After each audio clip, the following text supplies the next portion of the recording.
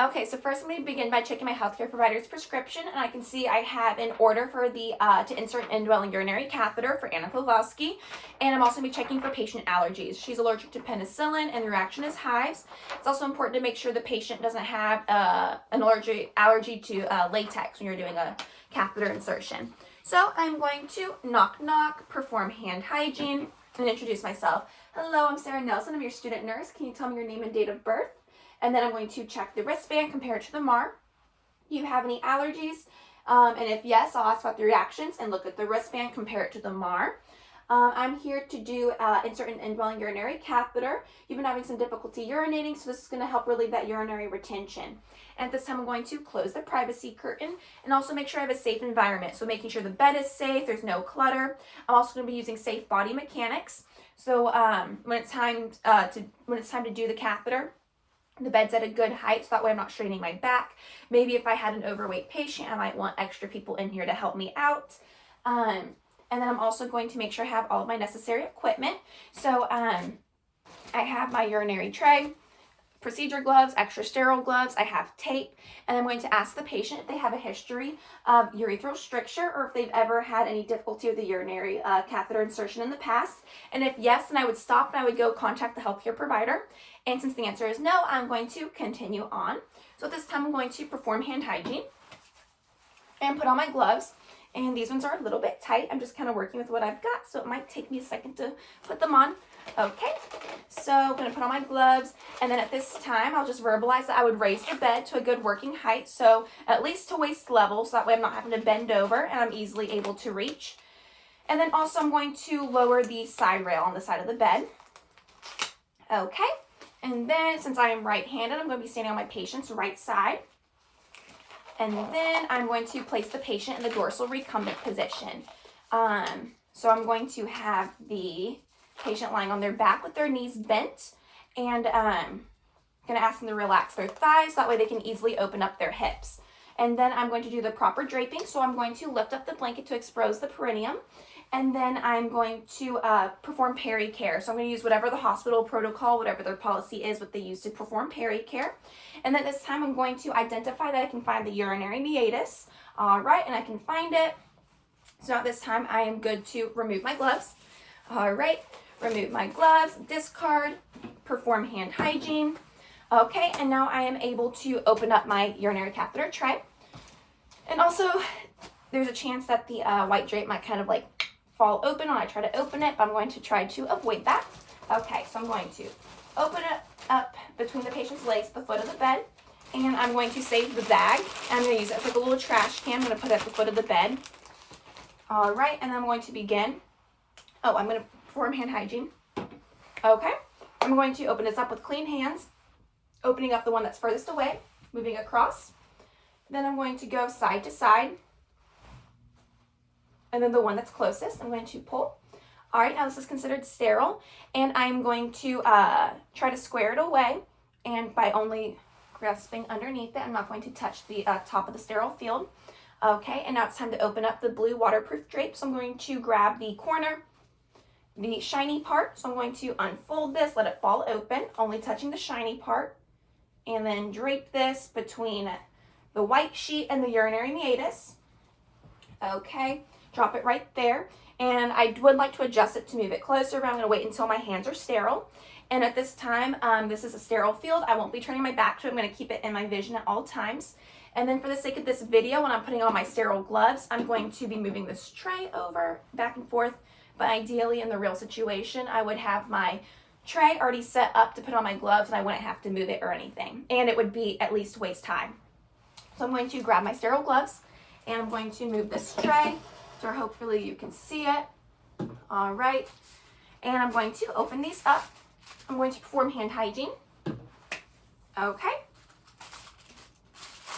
Open these up without letting the paper fold back on itself. Let me try, hopefully you can see. Okay. Open this up, not letting the paper fold back, and I'm not reaching across because this is considered sterile as well. And I'm going to glove my dominant hand first by pinching the inside portion of the cusp with my non-dominant hand. I'm going to step back so I'm not leaning across my sterile field. Okay, only grasping the inside portion of the cuff. And this glove does have a hole in the pinky, I am aware. I would get a new pair of gloves in the real setting, but I don't have an extra pair. And then I'm going to glove my non-dominant hand by grasping the outside portion of the cuff. Okay. Inserting my hand into the glove. And this is considered sterile, so I'm able to touch the outside. And now my hands are considered sterile, so I'm not going to let them fall below my waist. And I'm going to try to slide this tray out of the way so I have some room to work. Okay, so now it's time to take the fenestrated cloth that's right here. I'm going to drape this, I'm going to fix the blue cloth right here. All right. Now I'm going to pick this one up, unfold it. Again, maintaining a sterile field. I'm not reaching across when I don't have to. All right. And placing this over the urinary meatus. All right, step back. Now it's time to organize my tray and everything. So I'm going to take the tray out. I'm going to place it right here. And then I'm going to check my drainage bag. Okay, and the bag is clamped. Okay, and now I'm going to open up my hydrogen peroxide, the antiseptic solution. Open it, pour it over my cotton balls, and I'm going to discard it in the bag. Okay, and I'm not reaching across my sterile field. Okay, and now I'm going to open up the lubricating jelly. Okay, tear it open. I'm going to put it into the tray right here. All right, and I'm going to toss it without putting my hand over the sterile field. And now I'm going to remove the cover from the catheter. Okay, move this a little bit closer. And I'm going to be careful to hold onto the catheter tubing so that way it doesn't flop around and it doesn't leave the sterile field. Okay, and I've got a hold on it, and I'm going to just simply drop this. I can't reach the bag right now, and I don't want to break my sterile field, so I'm just going to drop this one to the trash can right next to me. Okay, and I'm going to place the catheter into lubricating jelly, and it would stay there, but since I don't actually have the lubricating jelly right there, I'm just going to set it on the side of the box.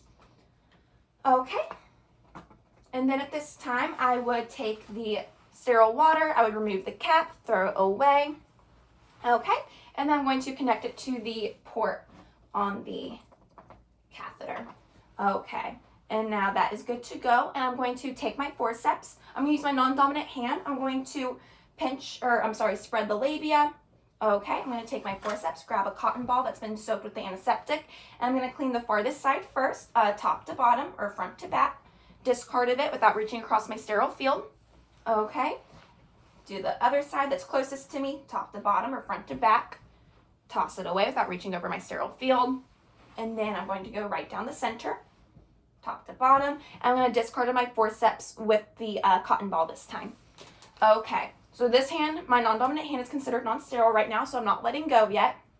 And I'm going to pick up my catheter 3 to 4 inches below the tip. I'm going to ask the patient to bear down while I gently and slowly try to insert the catheter. Okay. And then I'm going to insert it. And once I see urine output, I'm going to insert another 1 to 2 inches. Okay. Saw urine output, entering another 1 to 2 inches. I'm going to hold on to the catheter with my non-dominant hand. And also, when I was inserting the catheter, if I were to feel resistance, I would ask the patient to relax and continue to try to gently insert the catheter. And if I couldn't and I continued to meet resistance, then I would stop and contact the healthcare provider. Okay, so now I'm holding onto the catheter with my non-dominant hand, and I'm going to push 10 mLs of the sterile water to inflate the balloon. Okay. And now I'm going to let go with my non-dominant hand and use it to disconnect the sterile water, discarded the syringe. Okay, now I'm going to tug. Okay, and I can feel the that it is in the bladder, and I got the excess tubing out. And now this time I'm going to secure the tubing to the side of the leg, right below the ports. And I don't want to do it too tight either. I want to make sure the patient has room. If they want to get up and move, that it's not pulling and tugging, make sure it's comfortable.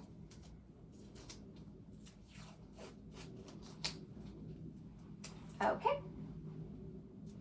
So I'm going to secure the tubing to this inside of the patient's thigh.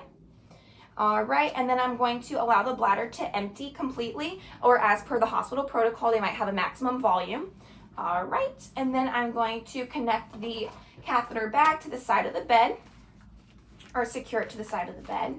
I'm going to make sure there's nothing obstructing the tubing, and I'm going to coil the excess tubing at the side too, so that way it's not in the way. All right. All right, attach it to the bedside. And then at this time I perform peri-care, and I would measure the urine output and document it. Okay, and then I'm going to discard and clean up my supplies. So I'm going to pick this up, discarded these supplies. All right, I'm going to leave the white one on. Okay, then I'm going to remove my gloves, perform hand hygiene. Where's my hand sanitizer? All right, yeah, perform hand hygiene. And this one I do my necessary documentation. So I'm going to document the amount of urine, the color of the urine, the clarity of the urine, the size of the catheter, which is a 14F, 14 French, and then also the amount of water I inserted into the balloon, which is 10 mLs. And then I'm going to do my necessary ending procedure. So at this time, I would provide patient comfort and privacy, ask if there's anything I can get for the patient, ask if they're okay, ask how they feel, cover them up again, and make sure I have a safe environment. So the bed's going to be in the lowest position, side rails are up, call lights in reach, no clutter. And then I'm going to perform hand hygiene as I leave. Thank you.